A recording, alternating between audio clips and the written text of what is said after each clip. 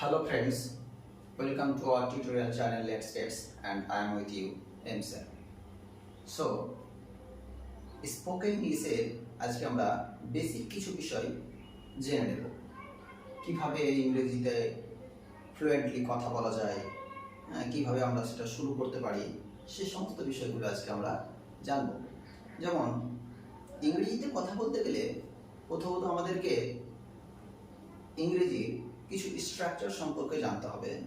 যে স্ট্রাকচারগুলো জানলে আমরা ইংরেজিতে খুব সহজেই খুব দ্রুত কথা বলাটা আমরা শিখতে পারবো।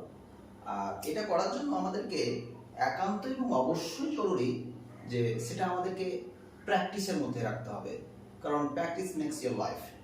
প্র্যাকটিস না করলে কিন্তু সেটা খুব তাড়াতাড়ি ফল পাওয়া যাবে না, এটা অবশ্যই করতে হবে। আর বিশেষ করে এই ইংরেজিতে কথা বলা বা স্পোকেন ইংলিশটা অবশ্যই প্র্যাকটিসের উপরে অনেকটাই নির্ভর করছে। আমি শুধু থিওরিটিক্যাল সমস্ত বিষয়গুলো জেনে গেলাম, গ্রামার জেনে গেলাম, এইভাবে কিন্তু ইংরেজিতে কথা বলা যাবে না। কারণ আমরা সচরাচর দেখে থাকি যে খুব ভালো শিক্ষক, ইংরেজি শিক্ষক খুব ভালো, কিন্তু তিনি ফ্লুয়েন্ট ইংরেজিতে কথা বলতে পারে না। এরকম ভরি উদাহরণ আমরা দেখতে পাই আমাদের সমাজে, শিক্ষক মহলে।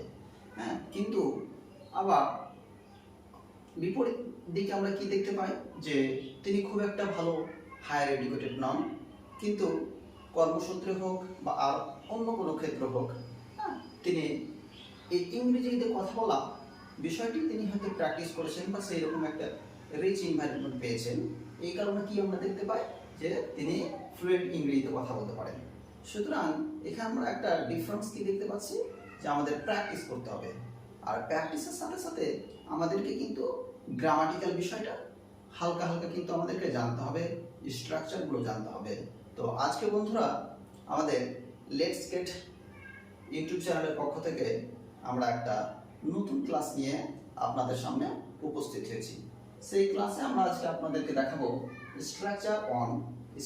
প্রথম আজকে স্ট্রাকচার অনে, অর্থাৎ গঠন আমরা কিভাবে করব, একটা সেন্টেন্স গঠন আমরা কিভাবে করব। দেখেন প্রথমে আমি বলেছি কি ভার্ব অন, অর্থাৎ ভার্বের আমরা তিনটে ফর্ম থাকে, এটা আমরা সবাই জানি, যা প্রেজেন্ট ফর্ম, পাস্ট ফর্ম এবং পাস্ট পার্টিসিপল। তো ভার্বের আমরা এখানে ফার্স্ট ফর্মটা, প্রেজেন্ট ফর্মটা আমরা নিব এবং তার সাথে কি করব, আইএনজি যোগ করব। কি করব, তার সাথে আইএনজি যোগতে হবে। আইএনজি প্লাস কি হবে, ফাইনাইট ভার্ব দিয়ে কোনো একটা সেন্টেন্স আমরা বলবো, তবে সেন্টেন্সটা কি হবে, একটু বড় হবে। এখানে আমরা একটা ভার্ব নিচ্ছি আর এখানে একটা আইএনজি, ভার্বের সাথে একটা আইএনজি যোগ করছি।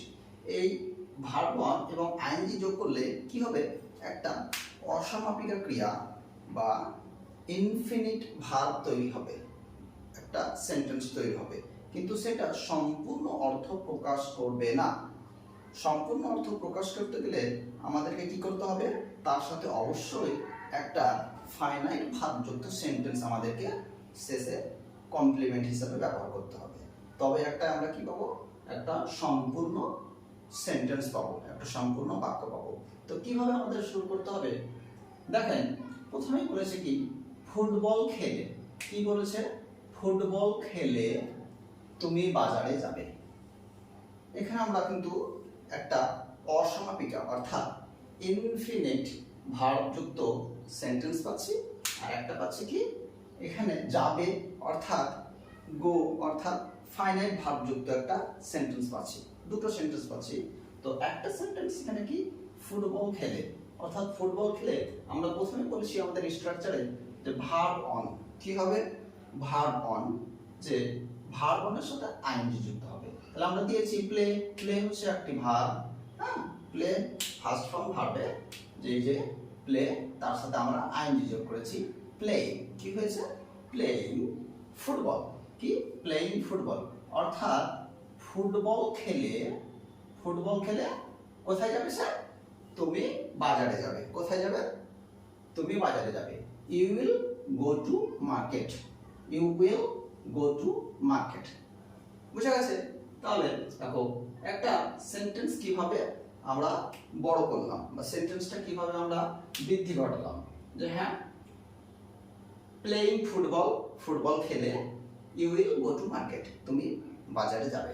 তাহলে আমরা পুরোটা সেন্টেন্সটা কিভাবে পাচ্ছি যে তুমি ফুটবল খেলে তুমি বাজারে যাবে, আমরা পাচ্ছি কিভাবে ভার্ব যোগ আইএনজি প্লাস হচ্ছে ফাইনাইট ভার্ব যোগে একটা সেন্টেন্স আমরা দিয়েছি playing football you will go to market.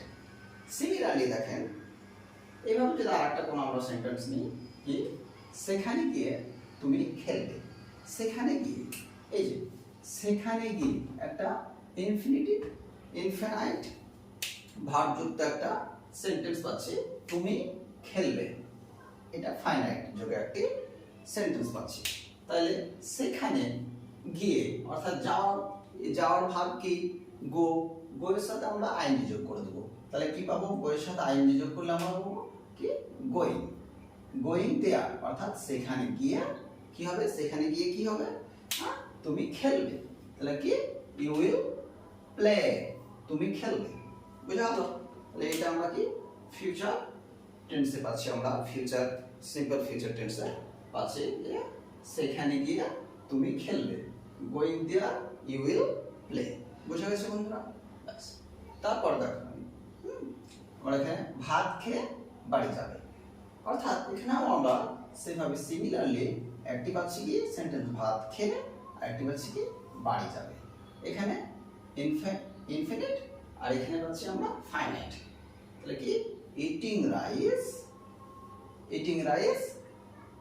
কি eating rice I shall go home, ঠিক আছে। তাহলে ভাত খেয়ে বাড়ি যাব, এখানে একটা বিষয় যে বাড়ি যাব, কে যাবে, যাওয়ার ক্ষেত্রে তো আমাকে নিজেকে আমি বোঝাচ্ছি, তার জন্য এখানে আমাদের পার্সন হিসাবে আই চলে আসছে, ঠিক আছে, যে আমি ফার্স্ট পার্সন আমি আই শ্যাল গো হোম, বাড়ি গিয়ে ভাত খেয়ে বাড়ি যাব, বুঝা গেছে।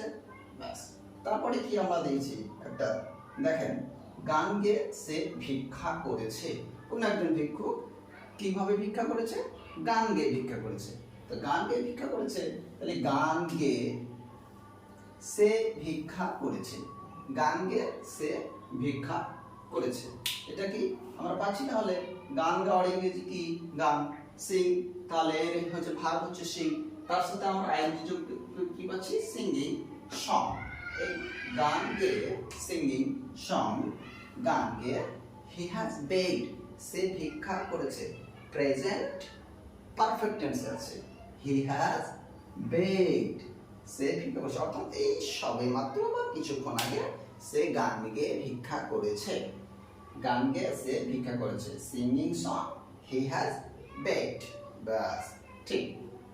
সিমিলারলি পরবর্তীতে আমরা কি দেখতে পাবো যে মাঠে গিয়ে সে কাজ করে, কোন একজন ব্যক্তি কি করে কাজ করে, কোথায় গিয়ে কাজ করে, মাঠে গিয়ে কাজ করে, তাহলে আমরা কি পাবো মাঠে যাওয়ার ইংরেজি কি পাবো, যাওয়ার ইংরেজি গো, তাহলে ভার্ব হচ্ছে এই এটা হচ্ছে ভার্ব, এই ক্রিয়ার ইংরেজি হচ্ছে গো, তার সাথে আমরা আইএনজি যোগ করে দিব, তাহলে কি হবে গোয়িং ফিল্ড, ফিল্ড হচ্ছে মাঠ, তাহলে গোয়িং ফিল্ড মাঠে গিয়ে হি ওয়ার্কস সে কি করে কাজ করে, গোয়িং ফিল্ড হি ওয়ার্কস মাঠে গিয়ে সে কাজ করে, এখানে ওয়ার্কের সাথে এস যোগ হয়েছে এই কারণে, কারণ থার্ড পারসন সিঙ্গুলার নাম্বারের ক্ষেত্রে সব সময় আমরা ভার্বের সাথে এস বা এস যোগ করতে হয়, তো সেই সূত্রে এখানে ওয়ার্কসের সাথে এই ভার্বের সাথে এস যোগ হয়ে গেছে, কারণ সে হচ্ছে থার্ড পারসন সিঙ্গুলার নাম্বার, ব্যাস বোঝা গেল। তারপরে পরবর্তীতে আমরা কি দেখতে পাবো, এটা করে তুমি পড়বে, অর্থাৎ তুমি এই কাজটা করে পড়তে বসবে, কাউকে আমরা বলি না কোনো সময় এটা করে নাও তারপরে তুমি পড়বে, অর্থাৎ এটা করে তুমি পড়তে বসবে বা তুমি পড়বে, হ্যাঁ। তো এটা কি হচ্ছে, এটা করে করার ইংরেজি বা করার ভার্ব কি ডু, মানে করা, তো ডু এর সাথে আইএনজি যোগ করলে আমরা পেয়েছি কি ডুইং ইট হচ্ছে এটা বা ইহা, অর্থাৎ ইহা করে বা এটা করে ডুইং ইট তুমি পড়বে, ইউ উইল রিড তুমি পড়বে, ফিউচার সিম্পল ফিউচারে আছে, তাহলে ইউ উইল রিড এটা করে তুমি পড়বে, doing it you will read, বুঝা গেছে বন্ধুরা। তা এরকম যদি আমরা স্ট্রাকচারগুলো একটা একটা করে যদি শিখতে থাকি বিভিন্ন ভিডিওতে, তাহলে আমরা কিন্তু খুব সহজেই খুব ফ্লুয়েন্টলি, খুব তাড়াতাড়িভাবে আমরা ইংরেজিতে কথা বলতে শিখে নেব। ঠিক আছে? তো বন্ধুরা, যদি আপনাদের এই ভিডিও ভালো লেগে থাকে অবশ্যই লাইক, কমেন্ট এবং শেয়ার করতে ভুলবেন না, কেননা আপনাদের এক একটা লাইক, এক একটা কমেন্ট, এক একটা শেয়ার আমাদের এই ধরনের ভিডিও করতে কি একটা মোটিভেশন যোগায়, যে হ্যাঁ ইন্সপায়ার হই আমরা, যে হ্যাঁ এই ধরনের ভিডিও তাতে কি হয় আপনারাও কি উপকৃত হবেন এই বিষয়গুলো দেখে, এই ভিডিওগুলো দেখে, এবং আমরাও একটা ইন্সপিরেশন পাবো এখান থেকে। ঠিক আছে?